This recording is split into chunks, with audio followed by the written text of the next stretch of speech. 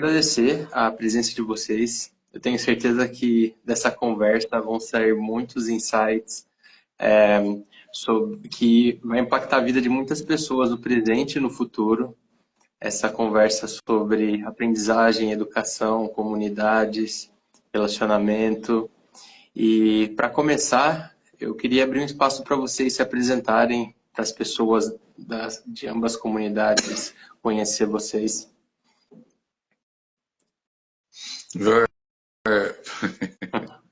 É, vou usar o privilégio da senioridade. Vamos focar no que interessa um pouco. Né? Eu lido com tecnologia desde 76, quando eu comecei com computação. Comecei com computação na USP, no SERPRO, no IPT, nomes bem respeitáveis aqui no país. Fiz uma carreira de computação, de informática, na Brastemp Whirlpool. Uma das coisas que eu posso dizer assim, olha, fui um dos primeiros caras a ter e-mail corporativo, fui eu que implantei. Muito antes de aparecer a internet, haviam redes muito grandes de empresas. Tá? Então, nossa rede tinha, aqui no Brasil, tinha 2.500 usuários, mas a rede integral, a companhia tinha 100 mil funcionários, então a gente já estava fazendo rede muito antes de internet estar rolando por aí. ARPANET, etc., é governamental. Depois as universidades tentaram brincar um pouquinho. Comercialmente é 95, a coisa começa a existir em 95. 95 eu já era veteraníssimo, né? Já tinha inclusive videoconferência. Já pagava videoconferência pela companhia. Acredite, um canal para videoconferência não privativo, que você tinha que marcar e lá, custava $100 mil por ano. Então, os valores são absurdos. Hoje em dia é uma coisa popular, né? Bastante acessível, tranquila. Estou aqui eu no meio do mato com uma conexão muito boa. Então, é uma realidade muito diferente. Profissionalmente, né, eu, então, implantei, né, e tive que lidar com os primeiros problemas de comunicação entre pessoas. Né, as primeiras confusões geradas pelo uso de e-mails. Né, é uma forma limitada de se comunicar e isso gerou um impacto enorme na empresa. E-mail com copy para todo mundo. Né. Tive que contratar, eu contratei empresa para fazer treinamento com atores, para ensinar a fazer. Então, eu tenho esse background anterior. Na universidade, né, havia um paralelo que desde 85 eu resolvi ser professor. E comecei a ser professor na Mackenzie, em 85, na pós-graduação, com banco de dados. Banco de dados era, digamos, uma das minhas especialidades. O que significa banco de dados? Significa organização de dados, informação, conhecimento, né? Essa escadinha, certo? Hoje fala-se muito nisso. Então, eu, por acaso, entrei por esta porta, né? E aí fui indo. Com a carreira avançando e me tiraram da felicidade que era ser um técnico e me colocaram como gestor, né? Eu vou virar um executivo e aí vai faltar formação. E ela vai ocorrendo. Tá? Eu fiz contábeis com sistemas. Eu tenho uma pós em educação de ensino superior, porque a escola cobrava um pouco. Eu tenho uma pós em... Eu tenho, depois, quando eu parei com o universo corporativo e vim para o mundo acadêmico, onde você me conheceu, tá? Eu vim, aí era integral acadêmico, professor. Aí sim, 2 mestrados, doutorado, inovação, tecnologia, mexendo na universidade, na faculdade primeiro de sistemas, depois tem uma maritaca que está brigando aqui, eu estou brigando com essa maritaca. Você está ouvindo a maritaca? É um problema meu. Estou em luta com maritacas aqui. Estão invadindo meu telhado. Maritacas estão invadindo meu telhado. E eu peguei, né, precisei dessa formação, aí eu fiz esses 2 mestrados. Por acaso, governança, que é um assunto de moda, governança, depois colaboração, E aí, inovação veio ocorrendo. Quando eu mudei para engenharia, comecei a mexer mesmo com, né, tinha muita experiência de fábrica, em engenharia industrial, engenharia de produção. Comecei a mexer com inovação, conhecimento. Tá? Nos Sim, últimos tempos, discutindo com gestão de inovação, etc. Teoria de sistemas, que é muito interessante, né? Pensamento sistêmico. Elementos que hoje estão em alta. Né? Elementos que estão em alta. Tenho dois filhos, né, mais velhos do que você, eles têm carreiras, né, não são de tecnologia exatamente, têm carreiras. Quer dizer, tive que criar gente que já tinha internet na frente. É isso que eu quero dizer. Tive que ver esse fenômeno. E o avanço das fake news e da baixa qualidade de dados, que é algo muito interessante. E sou um usuário muito ativo de Facebook. Há legal. muitos anos. E de Orkut, né? Orkut. Sim, Né? Eu organizei uma comunidade que chegou a 100 mil pessoas sobre vinhos, algo que eu gosto. bacana, Então a experiência existe. Né? bacana. Legal, professor. É legal ver essa trajetória, né, que foi de uma área bem técnica e depois foi migrando bastante para áreas mais, é, vamos dizer assim, de humanas, né, ou humanizadas, a parte de colaboração, governança. E essa parte especificamente é o que eu acho que vai ser bem bacana da gente abordar as discussões aqui. Kaká, conta um pouco sobre você. Ai, deixa eu ver por onde eu vou começar. Vou começar de trás para frente. Hoje eu atuo, então, com inovação, cultura de aprendizagem, facilitação, filtragem de conversas e cultura de colaboração. E acho que começou na infância. Eu fui escoteira há muitos anos, vindo um movimento de uma aprendizagem muito fora da sala de aula, né? Minha mãe ia complementando, vim de escola pública, acho que tinha um desafio ali com aprender, tinha uma irmã que tinha muita dificuldade de aprendizagem, tinha, enfim, competências cognitivas lentas, e aí a gente tinha um apoio ampliado, e aí eu acho que eu fui aprendendo formas de aprender e de ensinar, e fui cair no mundo corporativo, antes fiz faculdade de História, sou tecnóloga, pensando aqui em graduação em processos gerenciais, aí eu achava assim que não ia ser suficiente, que o mercado não ia me aceitar. Aí fiz pós de gestão de pessoas, achava que não ia ser suficiente, e aí saí fazendo tudo que é curso, como a louca do workshop, incrementando ali, sabia que queria trabalhar com pessoas, não sabia muito bem como, nunca tive clareza, nossa, quando eu crescer, eu vou ser isso, eu queria, tipo, ser feliz, ganhar meu dinheiro, sair de onde eu tava. E tive grandes oportunidades nas empresas que eu trabalhei. Então, eu moro perto do aeroporto, vai passar um avião aqui, eu não sei o quão vocês escutam. Dá pra me Nada, escutar? por enquanto. Não, não, deu para ouvir, ó. Deu É, para ouvir. Pouquinho, mas deu para ouvir. tá bom. E aí eu sou muito cria do mundo corporativo, assim, das universidades corporativas, desses ambientes que eu fui aprendendo a aprender fazendo. E por morar em Floripa e ter poucos movimentos aqui, eu ia fazer curso fora e as pessoas continuavam aprendendo, se trocando, se encontrando, e eu me sentia muito solitária. E aí descobri em 2017 as comunidades de aprendizagem com o Max, que é um cara que era super iniciador de redes, ele trouxe o movimento de uma nova educação, de uma educação complementar àquela que já existe, não contra, não melhore nem piora, era algo diferente que a gente poderia aprender por meio das nossas próprias experiências.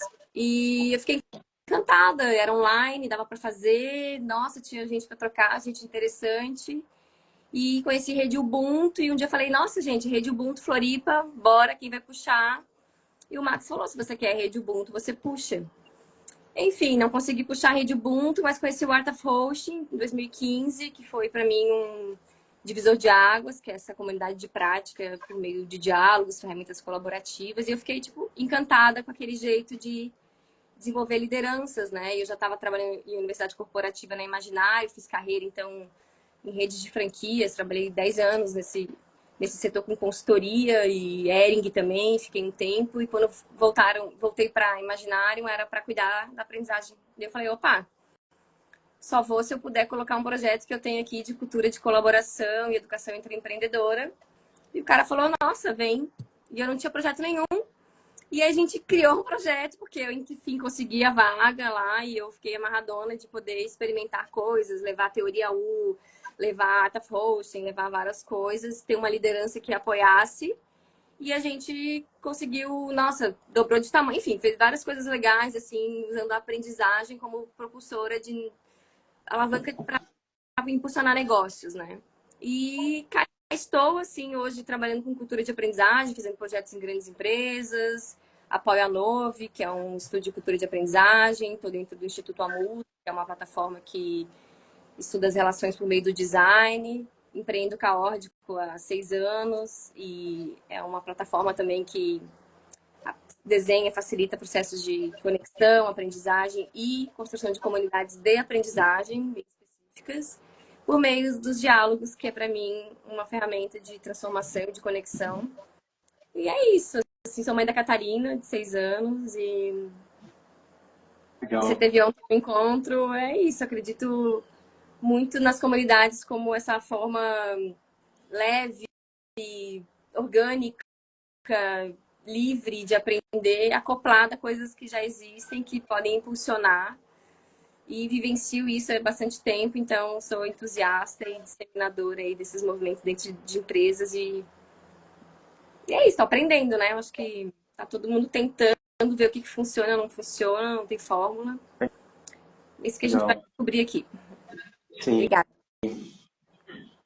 Obrigado pelas introduções. Eu acho que agora todos se situaram e conhecem um pouco mais sobre vocês. Eu estou muito animado com essa discussão que a gente vai ter, porque tem muito a ver com aquilo que nós estamos tentando contribuir com o mundo, que eu digo nós, a equipe da Air Club e todos os amigos e parceiros, né, que estão nessa jornada, que é ajuda, uma contribuição para o futuro do desenvolvimento pessoal e coletivo, né? A gente vê o surgimento de novas tecnologias, inteligência artificial, metaverso, blockchain, e a gente se pergunta, será que no futuro uma certificação de uma universidade que você fica lá 5 anos e sai com o canudo debaixo do braço, será que isso vai ser a garantia de sucesso profissional e pessoal, né? E se não a garantia, qual é o tipo de interação, qual é o tipo de movimento que viabilizaria esse tipo de sucesso, né? Quando a gente vê inteligência artificial, por exemplo, o fato que as profissões vão mudar, as áreas de conhecimentos que vão ser necessárias vão mudar, então como a gente pode viabilizar um espaço para pessoas adquirirem os conhecimentos que serão relevantes no futuro.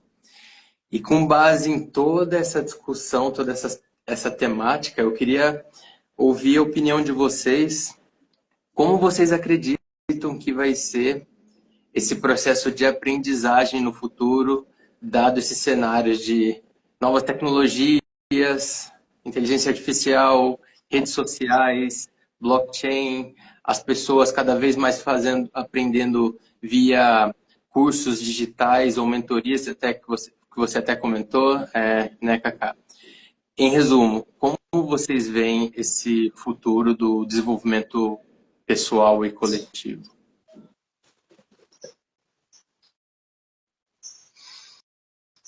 Eu há anos venho falando disso, que alguns desses elementos, esses elementos foram catapultados pela Covid. Alguns elementos foram catapultados. Eles tinham lá por exemplo, eu já estava fazendo,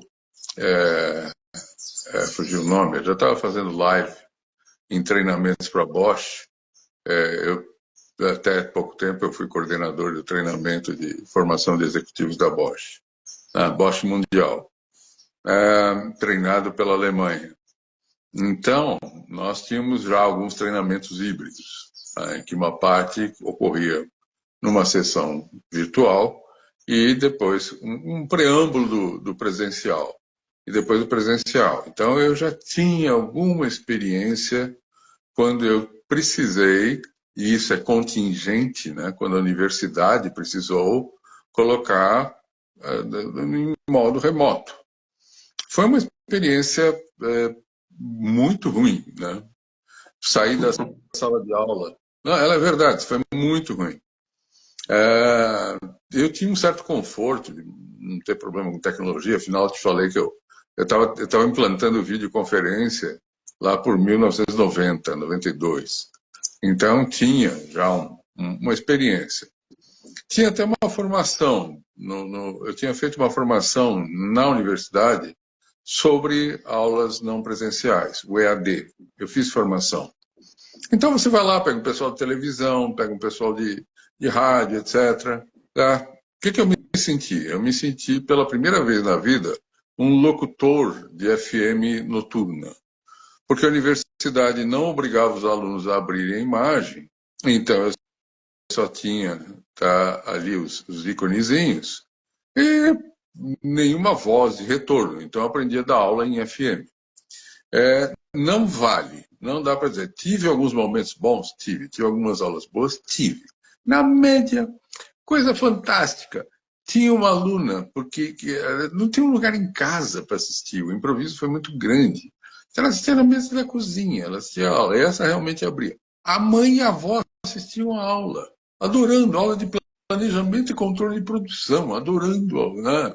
Eu faço muita brincadeira com cozinha, né? Então, foi uma experiência, mas isso fez o quê? Catapultou algo que vinha muito na discussão. E as pessoas experimentaram a possibilidade de não presencial como troca de conhecimento.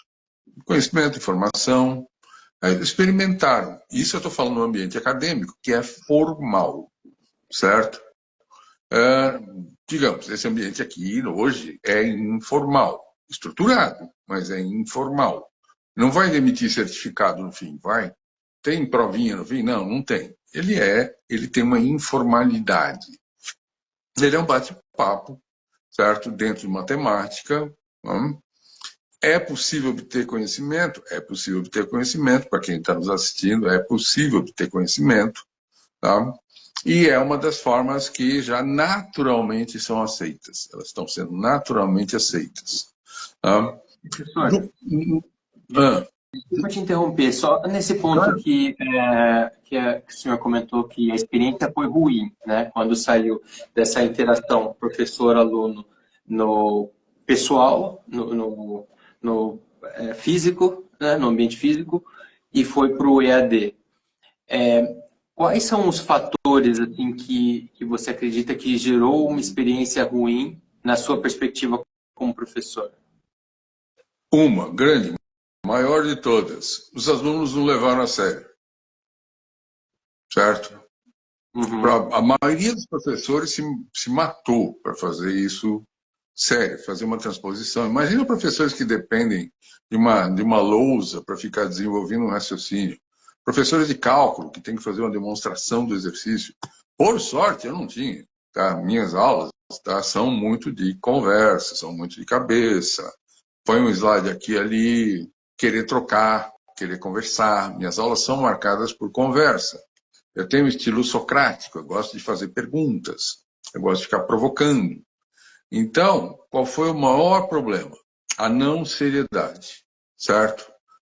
Pegou num elemento... Agora, se você tem, como eu tinha, um ambiente que era estruturado, da Bosch, formal, bem formal, e tipo, tinha provinha depois, e o cara está ali fazendo o curso porque ele precisa daquilo para uma promoção, era melhor.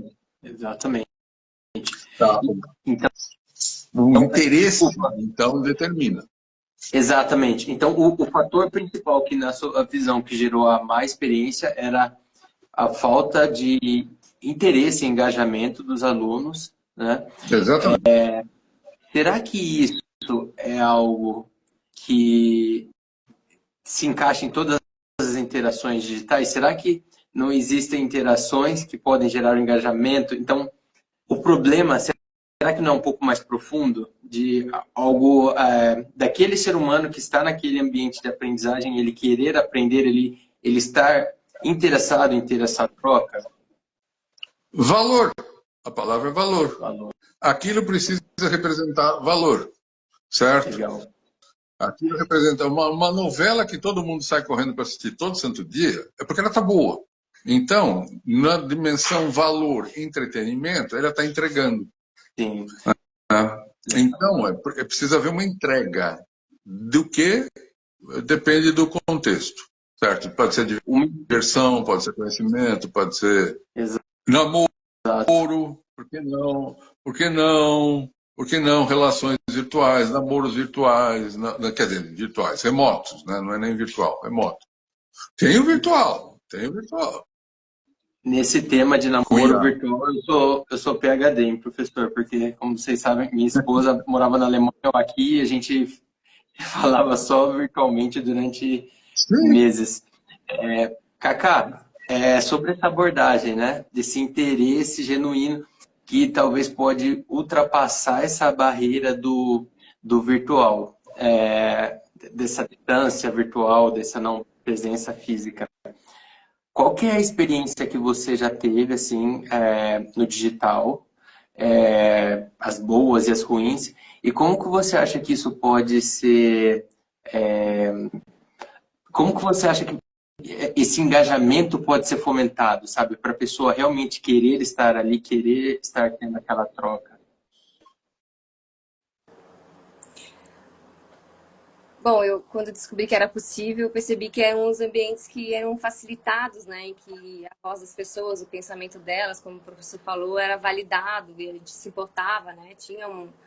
Os encontros tinham uma intenção, um conjunto de valor compartilhado, mas também tinha esses espaços que eram abertos de existência, que a gente de refletir sobre aquilo, fazer com que as pessoas não ficassem numa aprendizagem passiva. Só elas iam ver um vídeo no YouTube, elas iam escutar um podcast, mas aquele tempo que elas se dispuseram a estar ali, que fosse útil e valioso, como ele disse, porque a troca acontecia. Então, requer uma presença, uma curiosidade. Eu acho que está faltando, assim, percebendo assim, como isso respinga lá na universidade corporativa, na aprendizagem corporativa, as pessoas perderam um pouco do tesão de aprender.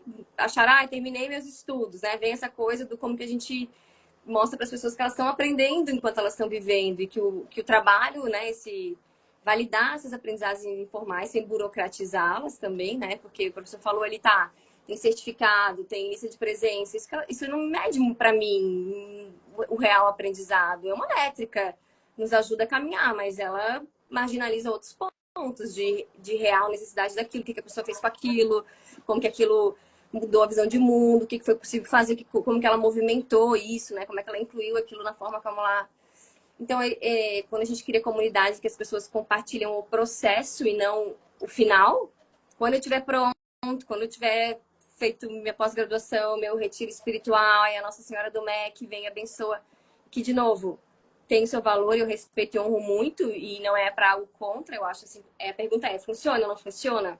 Como que a gente pode pegar carona nessas coisas que já existem e trazer pitadas de que as pessoas queiram voltar, queiram estar junto. E eu acho que é uma escuta eterna, assim, não tá dado, né? Às vezes a gente fica preso no método, já meio que pressupõe a saída. Então entrou aqui, vai sair assim, perde de aprender com o que tá vivo, né? O Otto Scharmer fala isso, né, na teoria U, que tem um futuro que quer nascer, tem uma aprendizagem para o futuro. Ela emerge dos espaços que a gente dá. Mas se a gente já faz as perguntas retóricas, se a gente já sabe tudo sobre aquilo, o que vai nascer de novo, assim? Com que qualidade de presença eu entro num lugar desse com tantos saberes? Eu gosto dos não saberes. Eu quero, tipo, vamos falar sobre isso aqui. Eu chamo pessoas para não saber comigo. Tipo, eu não sei. E aí eu acho que isso que faz com que a gente possa evoluir juntos, né? E aí tem essa coisa, é centrado no professor. Não, é uma cocriação. Porque mas sim, é compartilhada a liderança. A hora o professor vai vir, ele tem um assunto que ele domina, é inegável a experiência dele, ele vai brilhar. Mas vai ter uma coisa que talvez eu vai saber um pouco mais e não desonra ele. A gente complementa e por isso que a gente precisa de comunidade, porque é impossível saber tudo. É uma liderança solitária, pesada, heróica e utópica, porque a gente já entendeu que dá para mandar os heróis para casa, que nem os super-heróis atuam sozinhos hoje, Liga da Justiça, Quarteto Fantástico. Então, assim, sair desse lugar do chegou alguém e vai trazer o grande conhecimento, vai salvar, que é o gestor, é o professor, é o líder, é o pai, é a mãe, e a gente se corresponsabiliza por esse aprender. Aí o aluno se responsável pelo seu processo. Tim, tem um professor, o cara tem a visão, mas se eu não quiser aprender, o cara pode ser o pica das galáxias, não interessa para aquela pessoa. Então, como é que a gente... Eu não sei, né? Cada lugar, para mim, a gente experimentou coisas funcionaram, coisas não funcionaram. Tem gente que quer essa aula. Gente, então, quer essa aula é aqui. E aí a gente vai experimentando coisas e vai evoluindo, e vai checando, né? Isso nos ciclos rápidos. Sim, eu acho que vem até uma coisa mais profunda, que é de você receber uma vez que você fecha o contrato de uma graduação, né? Você vai lá na universidade, aperta a mão e fala, vou fazer esse curso pelos próximos 5 anos. Já vem um pacote pronto e, assim, não importa se a matéria X ou Y não é o seu negócio, você tem que fazer, né? Essa foto de customização. Mas eu fico, quando o professor Luiz Lima comentou assim dessa questão do interesse, eu fiquei até assustado porque as suas aulas foram uma das mais interessantes que eu tive na graduação de engenharia. Foram aulas de estratégia, de sistemas, comunicação. Eu fico imaginando o aluno sem, não sei, tendo a matéria de física 3, digitalmente, ou de álgebra, ou uma coisa que no subconsciente dele ele pensa, eu nunca vou usar isso, né? E sobre essa questão e as suas aulas, assim, sempre me fez refletir, sempre gerou desafios. Eu lembro que uma das aulas, já te comentei isso, um aluno perguntou assim, como que eu faço para virar CEO de uma empresa? Porque estava tendo essa discussão estratégica e o professor Luiz Lima falou, tem que trabalhar na área que está próximo de fazer o dinheiro na empresa, né? Então, a área de produtos, a área de vendas, se você fica na área de otimização de processos ou na área de contabilidade, dificilmente. Então, coisas provocativas que faz refletir. Sobre esse assunto de customização, professor, desse pacote que o aluno... Que isso não é uma coisa que é a responsabilidade do professor, né? É algo que vem de um layer mais alto, talvez até mais alto do que a direção da universidade. É uma coisa global do ensino educacional.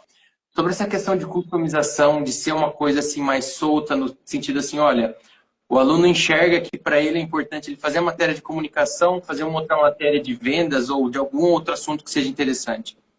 Você acredita que é possível resolver esse problema com o sistema de ensino atual, como ele está, ou precisaria de um outro modelo, uma outra dinâmica de educação, de aprendizado para poder solucionar esse problema?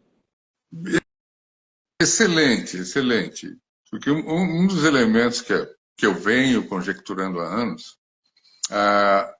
eu não preciso mais desse jogo, né? Eu tenho idade, eu já aposentei, eu não tenho mais essa necessidade de estar presente nesse jogo.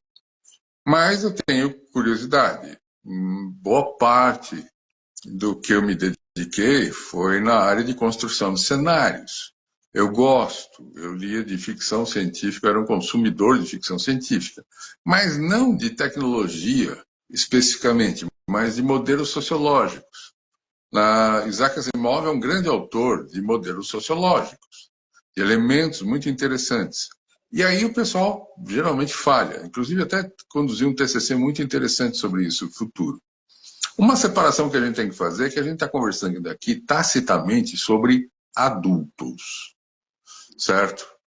Eu tenho uma neta de 4 anos e meio, começou agora escolinha formal, já estava, né? Começando uma escola formal. Ela não vai chegar de jeito nenhum a uma universidade como se conhece. Esse modelo é lá do século XIV, certo? Ainda está sofrendo uma revolução, está recebendo torpedo de tudo quanto é lado, as grandes instituições. Você pode... que existe uma coisa. Para você se educar, você precisa de conhecimento de qualidade. Fake não é só uma mentira. Fake é alguém tentando falar uma verdade, né, ou uma mentira achando que é verdade. Então, há um perigoso momento de desestabilização do conhecimento. Tá? Perigosíssimo. Né? A gente viu isso com a discussão das vacinas. A gente viu, né, isso aí foi um horror. Né? Essa questão das vacinas foi um horror pleno. A discussão do que é ciência, o que não é ciência. Elementos que já estavam razoavelmente resolvidos. Então, há um perigo de você não ter controle. Tá? Então, formação. Tudo bem, o filme do Oppenheimer eu não gostei. Tá? É brilhante, é bom, mas eu não gostei porque é chato. E foi por um viés que explorava muito a discussão do macartismo, que ocorreu depois, 3 horas. Tá? Não gostei. Não tem problema, não vou assistir, não vou ver de novo. Tá? Mas o médico, o médico que você vai consultar pode não gostar da aula, certo? Pode não gostar de você, você gostou de todos os professores que te transmitiram, é complexo. A universidade está sob ataque, e aí tem um outro cavalinho correndo aqui, que é tá, a aprendizagem com softwares que são softwares adaptativos, softwares de adaptativo. O meu GPT não lembra quem sou eu quando eu volto e faço uma pergunta para ele. Meu GPT não está lembrando, oi, que bom, você está aí. Ele não conhece meu gosto. Ele não conhece meu gosto, minha tendência. Mas os adaptativos vão fazer isso. Então aí vai pro ralo. A maior parte da camada de medicina, de médicos, tá, vai pro ralo. Tá? Até psicoterapeutas vão pro ralo, professores. Estou falando de gente adulta. Tá? Não vou enfiar adolescente nisso, que vai ficar complicado. Estou falando de adulto. E faz sentido, porque nós temos, já que a gente está discutindo aqui comunidades de aprendizagem, etc., eu tenho um envelhecimento muito grande nas sociedades, tá? Dos traços de população com mais de 60 anos, que aí não estão necessariamente na ativa, certo? Mas tem essa sede vamos colocar a palavra aprender num amplo senso, né? Mas é o conhecer, é o trocar ideia, é o confraternizar. Eu vou dar um exemplo. Essa semana, um professor, tem um grupo de ex-professores lá da engenharia, né?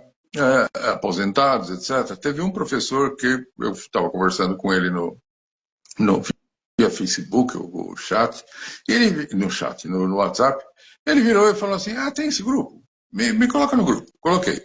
Uma semana depois ele falou, olha, eu vou sair, não dá, tá? Não agrega valor. Por quê? Ele ainda está na ativa, já tem bastante idade, é bem mais velho que eu, mas ele não encontra valor. Tá? Então, precisa grupos, tá, com uma idade crescente, vão querer estas formações de complemento, de compartilhamento, né, o conhecimento diletante, né, conhecer por conhecer, é gostoso. Né? Por que as palestras TED fizeram tanto sucesso há uns 10 anos? Né? Acho que já tem uns 10 anos de TED. Né? Elas fizeram, porque é disseminação, tinha um bruto de um controle de qualidade, tá? Foram feitas assim. A questão, o que mais me dá medo é que você precisa ter, foi uma preocupação com os meus filhos, e agora o problema, porque a minha neta é problema do meu filho, não é meu. O que vem, tá, é uma distorção extraordinária de fontes, dados, inclusive com GPTs geradores, em que você pode criar pessoas, criar condições, criar elementos. Isso vai dar uma distorção extraordinária, tá, sobre o que é a realidade. E há 20 anos eu comecei a cunhar e falar assim, uma ideia de que, olha, eu preciso passar para os meus filhos, quando eles tiverem 35, agora, né, o quê? Comunicação interpessoal, hoje é chamado de software skill, de soft skill. E um outro elemento que também era importante era um firewall. O que é firewall? Conhecimento de primeira qualidade, que é o que barra incerteza e fake. Fake da mentirosa, de propósito, danosa e da bem-intencionada mal formada. Então, você tem um modelo aí muito grande de turbulência, certo? Você tem uma explosão. Algo matou o Orkut. Vamos olhar o que matou o Orkut. Falta de qualidade. Tá? Quando o Orkut abandonou a qualidade, matou o Orkut. Há um peso enorme das estruturas governamentais fazendo pressão para cima, tá, dos Facebooks, etc., para manter a linha, para segurar o negócio. Tá? Precisa de um juiz. Não há maturidade na sociedade humana para soltar. Então, se eu tiver ambientes controlados, e o controle aí pode ser exercido em vários graus, tá? Colaboração, que é algo que eu estudei bastante, uma das fontes de colaboração é ganho mútuo e proteção. Eu imagino que uma das coisas mais interessantes hoje é ganho mútuo e proteção. Então, eu poder estar num grupo que conversa, tá, debate de boa, mas com uma certa regra, tá? Eu não gosto muito quando eu pego alguém no Facebook lá que eu estou discutindo, em uma área em que eu tenho expertise, 21 anos de curso superior, e o cara vem, mas é a minha opinião. Desculpa. Perdão, é a mesma coisa. Você vai lá, conversa com o teu médico, um oncologista, que está dizendo que você está com tumor, e você fala assim, eu tenho minha opinião. Não, eu não estou. Esse é o perigo. O perigo está na instabilidade do momento. Você está fazendo uma transição com elementos que possibilitam coisas que são extremamente de caráter sociológico, antropológico, que é a troca, que é a conversa, tá? Mas isso, tá, precisa mediação. Sempre teve mediação. Não há maturidade no universo humano para grupos. Grupos de professores têm briga. Tá? Todo mundo com doutorado, todo mundo tem briga, tem ego, tem tudo. Certo? Então sempre tem alguma estrutura de alguém que segura as pontas. Mas isso é clássico. Tá lá o Oppenheimer que mostra exatamente isso.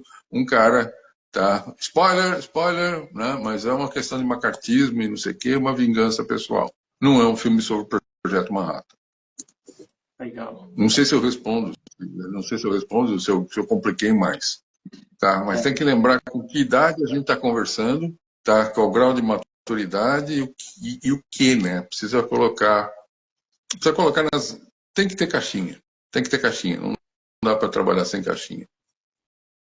Legal, legal. E qual a sua opinião sobre isso, Kaká? E sobre essa questão da customização mesmo, de você escolher o que você quer no seu prato versus você receber um pacote que você tem que pegar tudo, né? Na Alemanha eles brincam, pegar o pão todo, inclusive com as uvas passas, né? Que é o não desejar. E o que você acha sobre Fala muito que autonomia nesses espaços de prática, porque é um espaço de prática, não é que está dado, que a gente tem que experimentar, que a inteligência tá nessas bordas, nesses contornos, né? Então não é fazer o que quiser, ter consciência das restrições. Então são acordos que nos apoiam a se movimentar e todo conflito é algum acordo que expirou, alguma coisa que a gente combinou que não está funcionando, né? Mas o conflito geralmente é o cerne das comunidades se acabarem, porque as pessoas não têm repertório, disponibilidade de dialogar, não sabem, querem vencer conversas ou não sabem decidir coletivamente, por consentimento. Então, são coisas que a gente vai experimentando em cada grupo e falta maturidade, certamente. Eu acho que por isso que a gente fala que é prática, assim, e que a gente está disposto. Vamos experimentar nesse núcleo menor aqui, vamos ver como é que isso se expande, mas é sempre desafiador. E é uma escolha também. Eu acho que tem lugares que vão precisar de contornos mais robustos ou situações e lideranças, né? Outro dia a gente fez uma live e tem um socorrista e ele foi falar sobre liderança desnecessária. Cara, chega uma hora que acontece um sinistro, Tipo, não dá pra...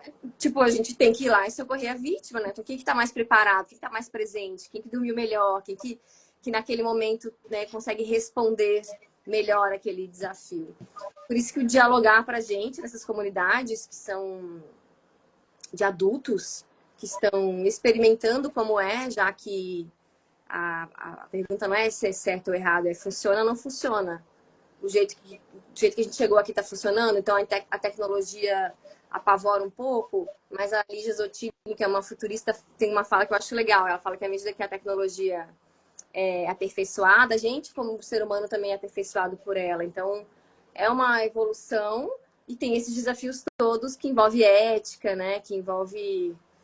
Enfim, eu não sei, eu também tenho medo dessas... do que é real, o que não é, que mundo que a gente vive, o que a gente vai confiar. Por isso que, de novo, essas ilhas de lucidez, as comunidades menores, só um pouquinho, professor, esse lugar da gente poder falar sobre essas coisas que nos apavoram, que a gente não está sabendo lidar e que é desafiador. Não sei se eu também viajei, mas... Era só um comentário no que você disse, que eu achei muito interessante. Eu gosto de estudar sempre essas relações entre... Nenhuma inovação é absolutamente do zero.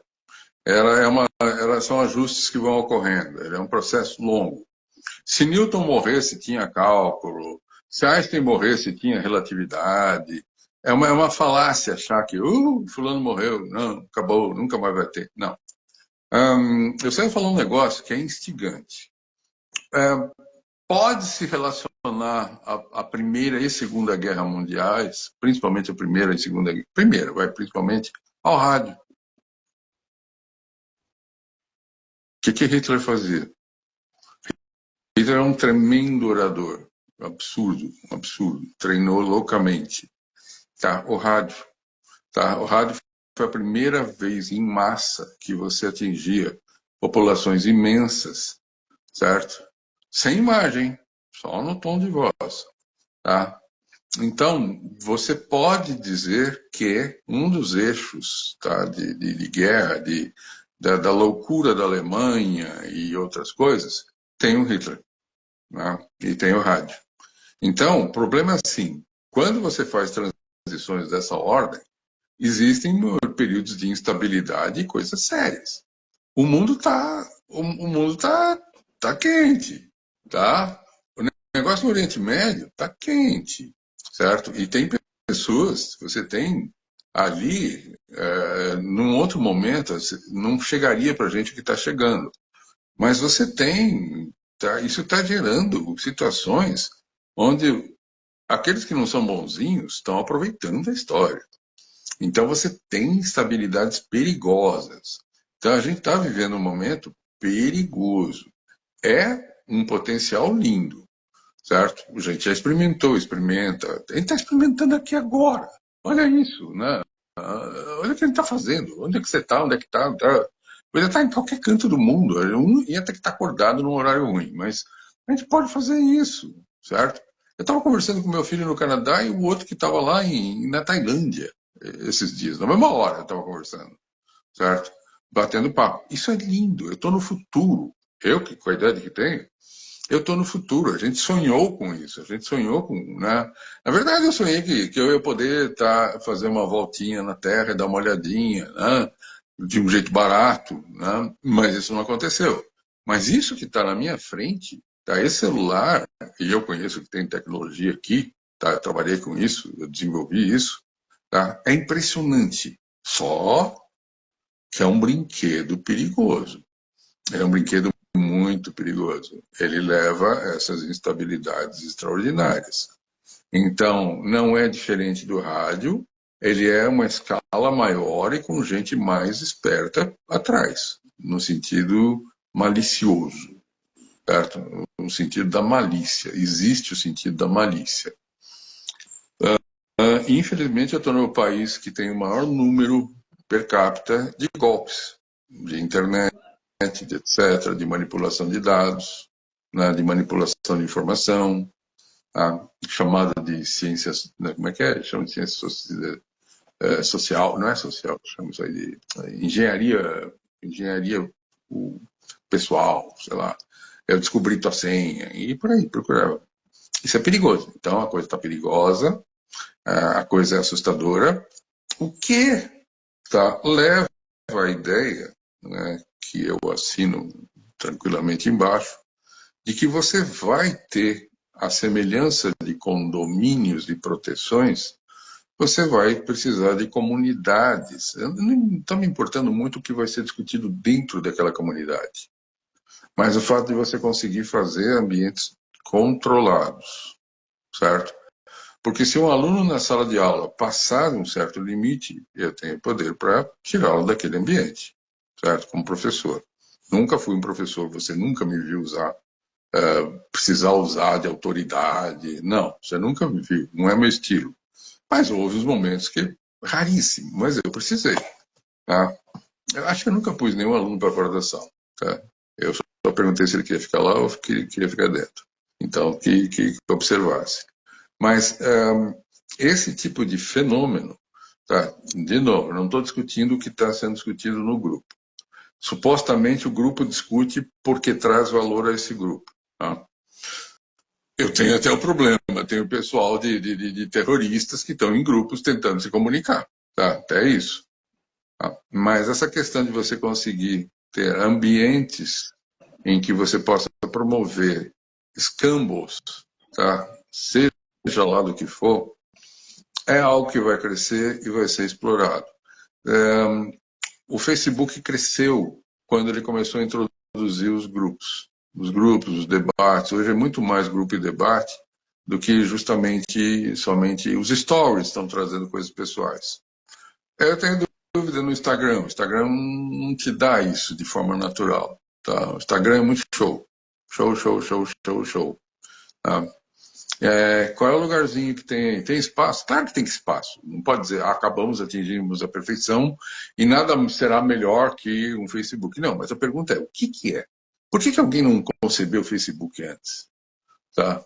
Se o Facebook existia, o Orkut existia, que era a fofoca da cidadezinha. Toda cidadezinha sempre teve um núcleo de fofoca, tá? De troca de fofoca, de grupos, subgrupos, não teve? Aqui tinha que estar junto, tinha que fisicamente estar junto. Agora posso fazer isso.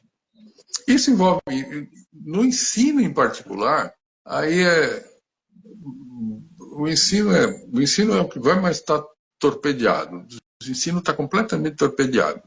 Porém, vai entrar em cena esses assistentes de aprendizagem adaptativos. Quer dizer, eu vou ter meu professor. E ele pode saber tudo. Essa é a vantagem. Minha neta vai ter, em breve. Pode apostar. Eu já uso bastante. Legal esse comentário que você fez sobre o rádio, né? E é interessante que a gente vê na história da humanidade, a gente tem alguns padrões, né? Que muda de cara, mas o padrão continua. Então, essa questão de aprender e se relacionar em comunidades é algo que sempre houve. Essa questão de usar ferramentas ou tecnologias para trocar informação, ou de forma verbal, ou de forma... E aí vieram as evoluções escritas, rádio, TV, mais recentemente redes sociais, etc. Falando de redes sociais, que, na minha opinião, assim, é a mais recente tecnologia de interação em massa, né? E muito mais fluida e interativa do que outras, por exemplo, televisão ou rádio, que é top-down, tem uma fonte de informação que dissemina para todos os outros. A rede social tem essa coisa assim mais fluida, mas que hoje em dia tem muitos problemas também, como vocês comentaram. Tem também as questões de fake news, essa questão de um ambiente de muitas vezes muita ostentação e tal. Como que vocês veem uma rede social que, na verdade, contribuiria para esse ambiente de desenvolvimento pessoal e coletivo? E aí a resposta que vocês vão me dar aqui eu vou até anotar, porque a gente vai tentar incorporar na Your Club. Então, começando com você, Kaká, o que você acha que um ambiente, como você imagina um ambiente que poderia ter que poderia promover essa troca de uma maneira mais assertiva do que a gente tem hoje nas redes sociais atuais? O que a gente percebe nas comunidades que a gente cultiva é a criação de rituais que foi se perdendo um pouco, né? A cultura, acho que a nossa evolução foi se dando a partir dos rituais que foram sustentados ao longo do tempo. Então, como é que a gente cria contornos, rituais que fortaleçam a cultura que a gente quer criar, né? Então, até olhando hoje para o papel do líder, o papel do RH e até o papel do professor, de cultivar a aprendizagem, criando como o design pode apoiar a interação, como que eu vou dispor o formato da sala de aula, como que o design apoia, quais perguntas que eu posso fazer para gerar reflexão, perguntas interessantes, perguntas instigantes. Então, esses contornos que são simples, mas que promovem algo que a gente pode refletir e parar de reproduzir as coisas que a gente já escutou, que a nossa tela mental concebe. Então, como essas conversas podem estar a serviço de algo novo, que gere algo novo, que ainda não foi dito, e às vezes vem desse lugar de a gente, cara, não saber ou descansar na pergunta. E o que eu acho que a rede social fez foi disseminar esses poderes, que é perigoso ao mesmo tempo, porque a gente cria uma relação de autoridade, né? Quem que tá falando? Quem que tá falando? Tipo, como que essa pessoa exerce influência sobre mim? Por que ela exerce essa influência? Acho que a gente criar esses filtros pessoais para a gente não sair repetindo discursos pasteurizados, sem aprofundar, então até a tiktokização da aprendizagem, 15 segundos, livre 12 minutos, é uma pobreza, né? A gente pode pegar hacks para aprender, mas é para aprender melhor, não sucatear a aprendizagem. Então, acho que tomar esse cuidado e o aluno entender que ele pode abrir trilhas e criar sua própria trilha, mas mapa não é território. Então, acho que assim, como que essas plataformas podem apoiar essas trocas interessantes, que é troca, não é? Eu percebo que as pessoas confundem comunidade com seita, com gurulândia, que criam alguém que só ele fala, só ele responde, só ele... E as experiências das pessoas, elas são invalidadas, assim. Então, acho que as pessoas também falam, legal, não se sustenta, sabe? E, de novo, tem que checar com as pessoas se está fazendo sentido também, né? Não sei, daí eu fiquei pensando que o professor falou do rádio, da ferramenta, que é a ferramenta pela ferramenta. Acho que a gente tem mais medo das pessoas por trás da tecnologia do que da tecnologia em si. Então, por isso a importância de a gente criar esses espaços de humanização, de falar das emoções, né? A inteligência, ela é relacional. Tem uma aprendizagem que emerge das relações que está vivo e que tem a ver com a complexidade, tem a ver com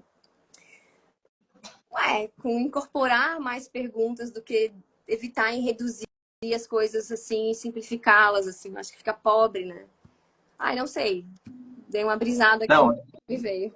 olha, eu anotei aqui 3 pontos. Viabilizar rituais para a comunidade, facilitar essas trocas, né? E uma interação não top-down, né? Uma interação que permite a comunidade também interagir entre eles. Eu concordo com vocês dois com relação a tecnologia é só uma ferramenta e mesmo. É como o fogo. O fogo você pode usar para queimar um ser humano ou para alimentar um ser humano. É uma ferramenta. Professor, e quais seriam as suas sugestões para essa rede social que viabilize esse ambiente de desenvolvimento pessoal e coletivo?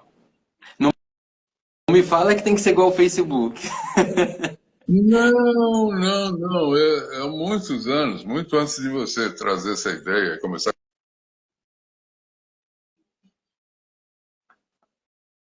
Muitos anos antes de você, eu estava querendo. Eu estava como exercício e falava: peraí, o que vem depois do Facebook? Uma curiosidade minha, pessoal, uma curiosidade de tentar adivinhar a evolução. Uma das coisas que você, tentando pegar o melhor, já que eu tenho quilômetros rodados, muitos, nos dois ambientes, desde a computação mais primordial e 15 mil alunos, né? Eu tive uns 15 mil alunos, isso é um número muito grande. E essa altura do campeonato, eu já vi o que funcionou, não funcionou para muitos, né? Foi interessante, né, poder acompanhar. É uma das maravilhas de um professor hoje, poder acompanhar quem foi aluno há 15, 20 anos. Isso é muito interessante, tá? Isso é também um presente da tecnologia. Aparentemente, você, né, se a gente trouxer a ideia de como dos modelos atuais, né, um elemento chamado VUCA, volatilidade, complexidade, incerteza, ambiguidade, que é o que marca a realidade, eu tenho uma necessidade para a criação de grupos. Tá? Isso é duro para mim. Eu sou bem um pensamento independente. Eu tenho um estilo muito independente. Eu sempre fui bem isolado. Eu não gosto de trabalhar em grupo. Foi uma delícia ser programador, certo? Fazer sistemas, porque era eu e o computador. Então, raro quando tem. Aliás, imagina o desafio de ser professor para quem não gostava. É que professor é um ambiente controlado. Né? Você tem um ambiente controlado. Eu tenho, como você mesmo disse, eu colhi prêmio dos alunos sobre as minhas aulas, certo? Não prêmios da faculdade. Eu colhi prêmios dos alunos. Ao longo dos anos eu colhi. Então eu sei que o meu modelo era interessante. Era um modelo de fazer pensar, modelo de fazer. Mas isso, quando você faz uma sala debatida, né, se eu estou fazendo muita pergunta e faço questão das respostas, eu estou fazendo um conhecimento coletivo. A complexidade da tecnologia atual, tá? Tecnologia no sentido muito amplo, tá? Muito amplo. Eu não estou falando só de gadgets, eu estou falando até das relações sociais, etc. Elas dependem de grupos. Então, por isso, um ambiente onde um grupo possa se sentir, primeiro, seguro, né? Porque esse é um outro elemento. Você tem hoje invasões em tudo. Eu dou uma clicada lá na esquina para alguma coisa e começa a aparecer em tudo quanto é rede. Tá? Isso é a mesma coisa quando a proposta inicial da TV a cabo, né, que eu peguei logo no começo, TV a cabo era lindo. Não tem anúncio. Tá, mas eles começaram a pôr anúncio dos próprios canais. A Discovery era um saco, só a HBO que mantinha. Tanto que ela é uma premium até hoje, certo? Por causa disso. Porque ela conseguiu te isolar dessa. Hoje você compra, eu comprei uma panela outro dia, eu vou receber um mês, tá? Anúncios de panelas no Facebook, certo? Sabe, vira eterno. Chamam isso de cientistas de análise de dados, mas não é. É um tiroteio. Então, esse ruído atrapalha. Então, eu vou chamar de ruídos que atrapalham grupos que querem atingir algum objetivo. Estou deixando aí no mais amplo sentido, porque pode ser desde um grupo religioso, a um grupo de colegas, professores, seja lá o que for. E depois veria algum elemento de estruturação, formato.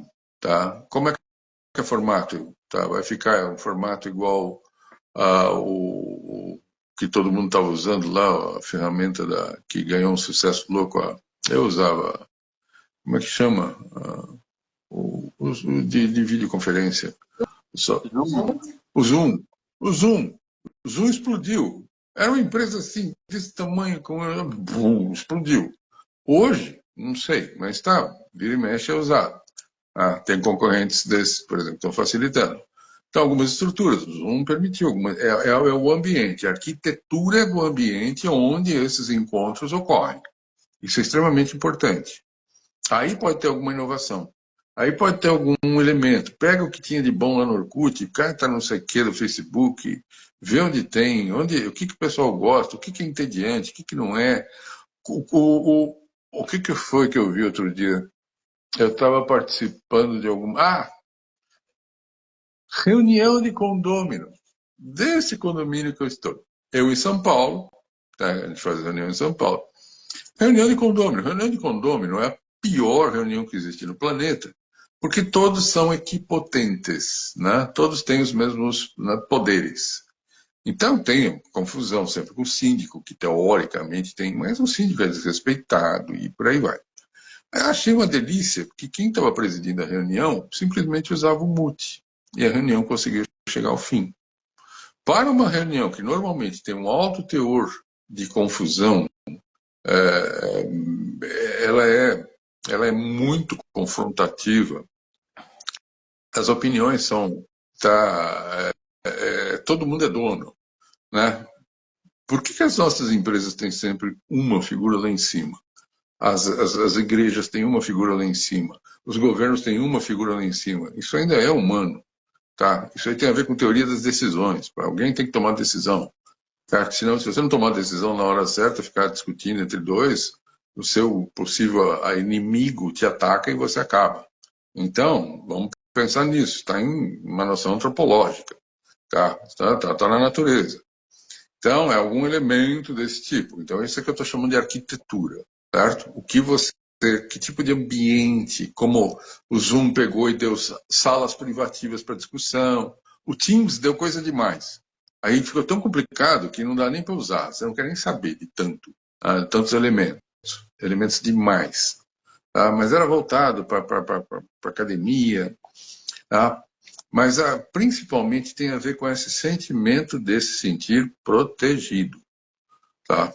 Esse elemento de proteção, um grupo que se reúne, os grupos querem se reunir, adoram, precisam e adoram, vem aquele negócio do... como você faz se você eu que me aposentei agora, parei agora, né? Então eu não vou para a minha sala de aula. Né? Como é que eu faço? Eu tenho um grupo de amigos, eu me sinto conversando com gente todo santo dia, e aos montes. Tá? Mas são esses ambientes. Mas esses ambientes têm ruído, tem ruído demais, tá? Tem ruído demais. Tá? Então, o que eu consigo visualizar, assim, essa segurança, tá? E uma arquitetura, tá? Uma arquitetura para organizar, com variações. Você pode ter uma arquitetura para reuniões de condôminos, você pode ter uma arquitetura para reuniões religiosas, você pode ter uma arquitetura para reuniões subtipos, tá? Pequenas variações de arquitetura. Tá? Porque você não tem, os grupos não são iguais, as reuniões não são iguais. Tá? Os grupos são movidos por interesses, né? E elementos, esses interesses têm uma gama extraordinária, tá? de possibilidades, com formatos diferentes.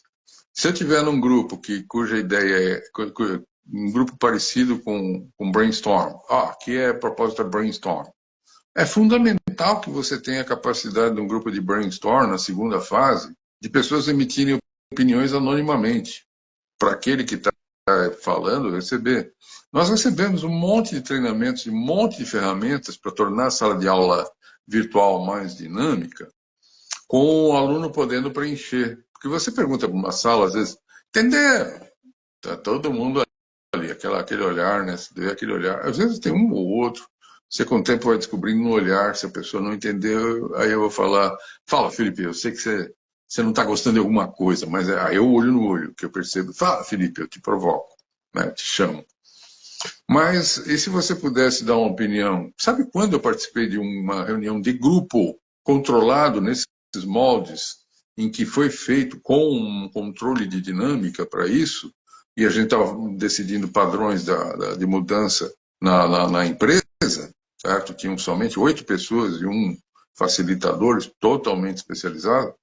A gente estava usando isso com o computador, a gente estava usando isso daí em 90, 91, tá? 90, 91. Era uma sala, computadores ainda, aqueles computadores centrais, nem eram notebooks, tá? Já tinha os notebooks, mas não era.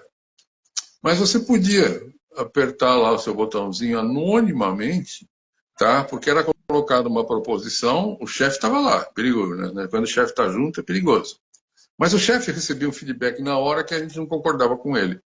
E não valia ele querer descobrir quem foi que disse que sim ou que não. Isso é bom, tá? Para um ambiente que se propõe a essa construção de conhecimento, tá, de mais objetivo. Né? Objetivo, assim, tirados os papéis das pessoas. Eu não posso me dar o luxo, né, por exemplo, Elon Musk. Elon Musk, eu li hoje, uma pesquisa foi feita com 399 CEOs, o que eles achavam do Elon Musk.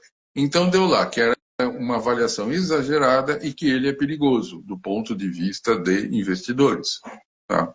E ele é um cara estranho, todo mundo conhece a figura. Ele é um cara estranho. É o homem mais rico do mundo. Claro, recebe uma atenção gigantesca por causa desse fato bobinho, né, que são as ações dele, né, ele não tem esse dinheiro debaixo do colchão. Tá? Mas é um elemento, né, que você precisa. É daí que eu estou dando o exemplo de controle. Então, o controle que eu digo é assim, então, ali tinha um formato para aquela reunião. Se você tiver um formato para, vamos discutir hoje. Eu fui substituir um colega uma vez, certa vez, num grupo maravilhoso de senhorinhas, eram basicamente só senhoras, de terceira idade, e bota terceira idade nisso, tá? Que era para a comunidade na universidade, a universidade na comunidade, que era para passar um filme, tá? Escolhido a dedo, e discutir na outra aula. Delícia, certo? Um grupo de senhoras, eram só senhoras. Estava aberto, mas só tinham senhoras, tá? Com bastante idade. A mais velha tinha 92, pra você ter uma ideia. Isso aconteceu, eu fui substituir o colega, passei um filme que eu gostava muito de passar, um filme muito interessante, aquele que é O Dia da Marmota, todo dia é o mesmo dia. Passamos o filme, assistimos o filme, e no próximo encontro fizemos a discussão do filme. Por que isso não pode ser feito? Mas é um outro formato, certo? É isso que eu estou querendo dizer com arquitetura. Segurança e arquitetura. Sim, legal. Esse ponto da arquitetura e da liderança, né, que vocês dois comentaram, é uma coisa não só antropológica, mas até mesmo de sobrevivência animal, né? A gente vê matilhas de lobo, tem a hierarquia, grupos diversos de animais têm o líder, etc. E é um ponto importante para o desenvolvimento e sobrevivência do grupo. Nós estamos chegando ao fim dessa live. Eu acho que foi uma conversa muito bacana. Eu queria abrir um espaço para vocês passarem alguma mensagem, fazer algum comentário sobre o que vocês quiserem. Cacá, se você quiser começar.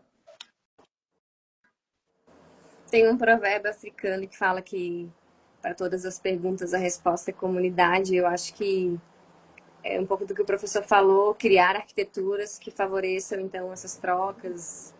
Pode ser um clube do livro, pode ser jornadas de aprendizagem, pode ser um festival de aprendizagem. Dá para experimentar e ver como que a gente abraça a diversidade de formas de aprender, de também visões de mundo, porque a diversidade também que torna essa comunidade rica, né? E senão fica todo mundo pensando igual, o que vai nascer de novo ali também. E começar, né? Eu acho que experimentar e se juntar com pessoas, mais de 2, 3 pessoas já é uma comunidade. Às vezes, eu acho que para esses momentos tão desafiadores que vamos enfrentar cada vez mais com emergências climáticas, a gente vai precisar dessa postura. Para mim, é uma postura comunidade, é um jeito que eu me jogo no mundo, é um jeito que eu me relaciono com as pessoas, não é um lugar que você vai lá e pega. Sim, essas coisas favorecem, mas se não tem essa postura, essa disponibilidade para cooperar ou para contribuir com algo que tem valor para você, a gente vai fazer coisas antigas com roupa nova, entende? Então, de fato, estabelecer o que importa para esse grupo, praticar e ver. Mas, para mim, é o jeito que tem melhor funcionado, por isso que eu tenho disseminado tanto. E para os que são mais solitários, achem seu jeito de estar no mundo, assim, ninguém tem que se caber nas coisas só porque parece que está na moda, porque acho que foi desgastado o termo da comunidade também, né? Então, acho que é isso só. E agradecer a oportunidade de aprendizado, de troca. A gente está aprendendo mesmo, não tem fórmula, não tem receita, cuidado com os atalhos. E é experimentar mesmo que funciona. Contexto é tudo, né? Então depende, tudo depende. Depende. E eu acho que é isso que torna tão interessante, assim, sabe?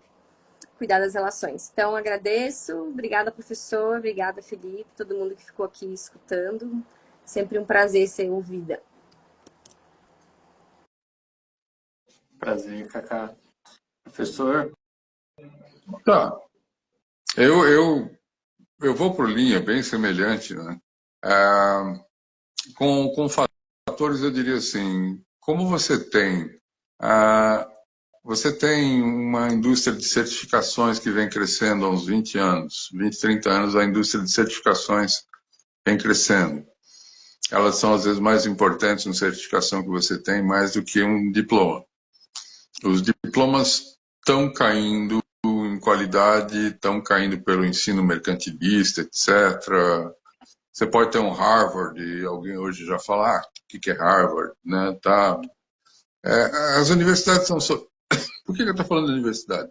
Porque ela é uma referência, né? É uma referência de, opa, aqui tem conhecimento. Né? As empresas, né, trazem muitas coisas. Empresas que têm muita pesquisa, e elas estão fazendo muita pesquisa. Elas precisam de alguém que tenha um input inicial dado por uma universidade. Mas por que existe universidade corporativa? Eu montei uma universidade corporativa em 87, 88, para formação de pessoal interno. A gente não conseguia, a gente não gostava de ganhar no mercado, a gente começou a formar. Tá? Meu grupo chegou a ter 250 pessoas, quando as empresas programavam. Hoje as empresas compram pronto, mas as empresas programavam. Esse tipo de elemento de conhecimento que virá meio da prática, inclusive tem muita coisa que vem da prática, que não é estruturado, que não dá nem para chamar de ciência. Olha lá, poucas coisas podem ser chamadas de ciência de verdade. Isso vai proliferar com os assistentes de ensino, né, os assistentes pessoais, tá, esses adaptativos. Isso vai aumentar muito. Tá, você vai ter isso muito. E eu acho que lazer, de alguma forma, lazer, porque é uma forma de ocupar sem o deslocamento, o que é extremamente conveniente. Eu não tenho a menor paciência, principalmente quem está num grande centro como São Paulo, ter paciência de sair. Tá? Às vezes é bom para áreas, né? Pegar áreas diferentes, mas tem hora que é roubada, totalmente roubada. Então, caminho muito interessante, tá? Começar, como você já está começando, e colher, como você colheu um pouco de mim hoje, colheu da Cacaco, e colhendo. Ninguém tem ideias completas, as ideias estão aí, cada um tem um pedacinho, é questão de ir juntando e montando, aglutinando esse seu tomar nota, né? Pegar a ideia, olha, aqui tem... Às vezes alguém fala alguma coisa que faz sentido na sua cabeça para o modelo que você já estava pensando. E não... Então, parabéns. Tá, muito obrigado pelo convite. Gostei muito. Acho muito interessante debater. Isso é muito, muito instigante. Eu tenho, desde que eu comecei a conversar contigo sobre essas questões, eu tenho pensado muito. Virou um problema interessante. Virou um problema gostoso. Um problema de pesquisa. Um problema de pesquisa muito gostoso. Muito obrigado. E a todos os que estão, que deram esse tempo, que emprestaram esse tempo para nos ouvir. Muito obrigado. Muito obrigado. Eu queria agradecer a todos os que ficaram aqui. Depois a gente vai compartilhar vários cortes, várias pílulas dessa conversa e eu acho que vai gerar várias reflexões. Eu queria agradecer também. Às vezes a gente vive a vida e a vida nada mais é do que abertura e fechamento de portas, né? Portas de lugares novos que você conhece, de experiências novas que você tem e de pessoas também. Então, eu fico feliz de ter conhecido vocês nessa jornada da vida. Eu sou uma pessoa apaixonada por aprender e eu aprendi bastante com vocês nessas interações que a gente teve. Com a Cacá foram poucas, mas fluiu muita coisa, eu aprendi bastante. O professor Luiz Lima já é um contato de mais longa data.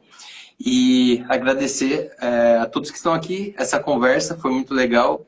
E é isso aí, gente. Obrigado e bom dia a todos. Obrigada, gente. Até Bom, boa tarde. Obrigado. Obrigado. Tchau, tchau. Tchau.